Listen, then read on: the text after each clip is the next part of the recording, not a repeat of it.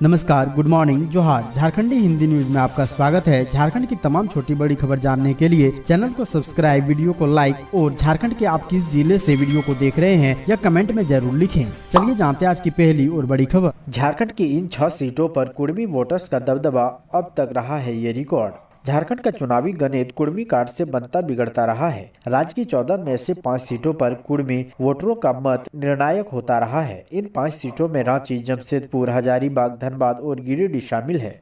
राजनीतिक गलियारों में माना जाता है कि राज्य की कुल आबादी के करीब 25% कुर्मी है, लेकिन सरकारी कागजों में आज भी कुर्मी आबादी को महज 16% ही माना गया है। छोटा नागपुर क्षेत्र में कुर्मी वोटर असरदार माने जाते हैं। राजनीतिक रूप से शक्तिशाली और आर्थिक रूप से संपन्न माने जाने वाले कुर्मी मोहतो जाति के समर्थन से ही इन 6 संसदीय क्षेत्र में उम्मीदवारों के भविष्य का फैसला होता है। इसके बाद भी कुर्मी आंदोलन कभी किसी प्रमुख दल के चुनावी मुद्दों में खास जगह नहीं बना पाया है। इस बार कुर्मी आंदोलन में शामिल संगठन अंदर खाने अपनी सामाजिक लड़ाई को चुनावी मुद्दा बनाने के माहौल तैयार।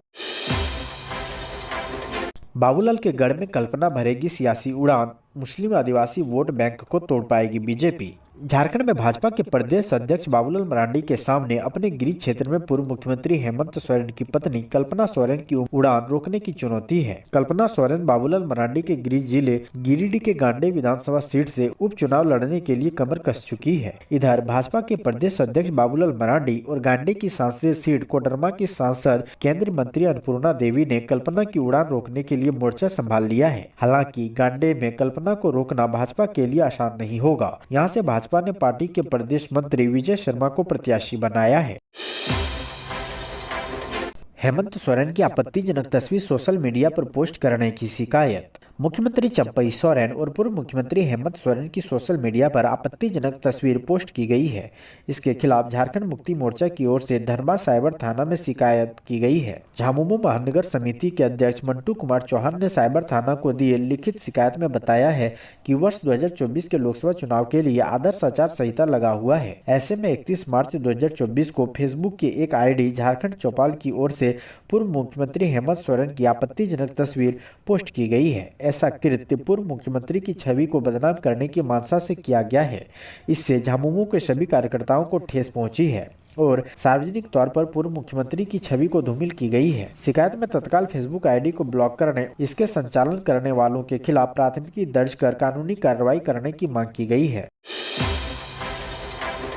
झारखंड में बैकफुट पर आरजेडी, नहीं हो पाई उम्मीदवारों की घोषणा, फिर सुनाई वही कहानी। झारखंड में लोकसभा चुनाव से पहले सभी पार्टियां अपनी अपनी दावेदारी प्रस्तुत कर रही है, लेकिन झारखंड में आरजेडी कहीं न कहीं बैकफुट पर नजर आ रही है। दरअसल सोमवार को सुबह से यह कयास लगाए जा रहे थे कि झारखंड राजद की ओर से जब प्रदेश अध्यक्ष संजय सिंह यादव और मंत्री सत्यानंद भोक्ता प्रेस वार्ता करेंगे तो उस दौरान राजद अपने 2 सीटों के उम्मीदवारों की घोषणा कर सकती है, लेकिन ऐसा नहीं हुआ। दरअसल इन 2 सीटों में पलामू और चतरा का नाम शामिल था। हालांकि प्रेस वार्ता शुरू होते ही एक बार फिर से राजद बैकफुट पर नजर आई और राजद अपने प्रत्याशियों के नाम की घोषणा नहीं कर पाई।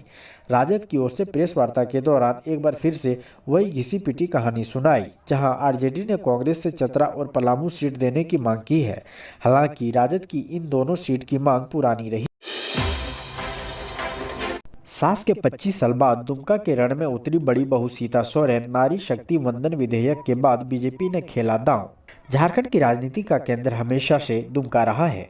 वर्ष 1980 से लेकर अब तक झामुमो सुप्रीमो शिबू सोरेन इस सीट से 8 बार सांसद चुने गए हैं। वर्ष 1998 में शिबू सोरेन भाजपा के बाबूलाल मरांडी से चुनाव हारने के बाद राज्यसभा के लिए चुने गए थे। इस चुनाव के 1 साल बाद ही वर्ष 1999 में हुए लोकसभा चुनाव में झामुमो की ओर से शिबू सोरेन अपनी पत्नी रूपी सोरेन को बाबूलाल मरांडी के खिलाफ चुनावी दंगल में उतारे थे, लेकिन रूपी चुनाव नहीं जीत पाई। अब बदली हुई राजनीतिक परिस्थितियों में एक बार फिर से सोरेन परिवार की बड़ी बहू सीता सोरेन झामुमो नहीं बल्कि भाजपा की टिकट पर चुनाव मैदान में ताल ठोकेगी। बहरहाल आदिवासी समुदाय की महिला सीता सोरेन को चुनावी दंगल में उतारकर भाजपा ने संसद में पेश किए गए नारी शक्ति वंदन विधेयक के तहत लोकसभा व विधानसभा के आधी आबादी को 33% आरक्षण दिए जाने की मंशा को भी जताने की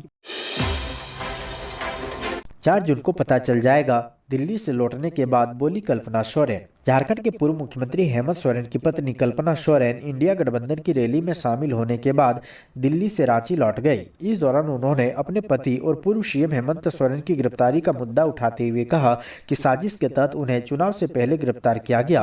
कल्पना सोरेन ने कहा कि इंडिया गठबंधन में शामिल सभी पार्टियां आज तानाशाही ताकतों के खिलाफ लड़ाई लड़ रही है। हेमंत सोरेन की पत्नी कल्पना सोरेन ने कहा कि मैं खुद को भाग्यशाली मानती हूं कि मैं झारखंड की आवाज उठाने और इंडिया गठबंधन का समर्थन करने के लिए मुख्यमंत्री चंपई सोरेन के साथ रामलीला मैदान में थी।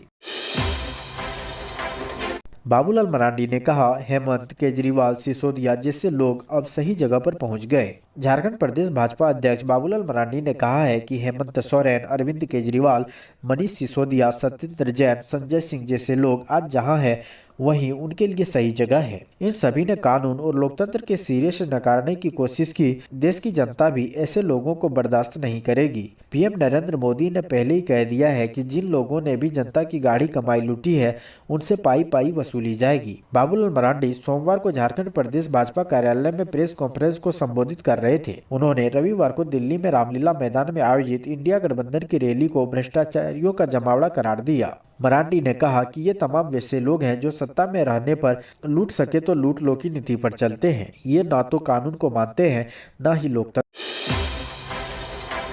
हम तानाशाही समाप्त करेंगे और लोकतंत्र बचाकर रहेंगे, इंडिया गठबंधन की रैली में बोले चंपई सोरेन।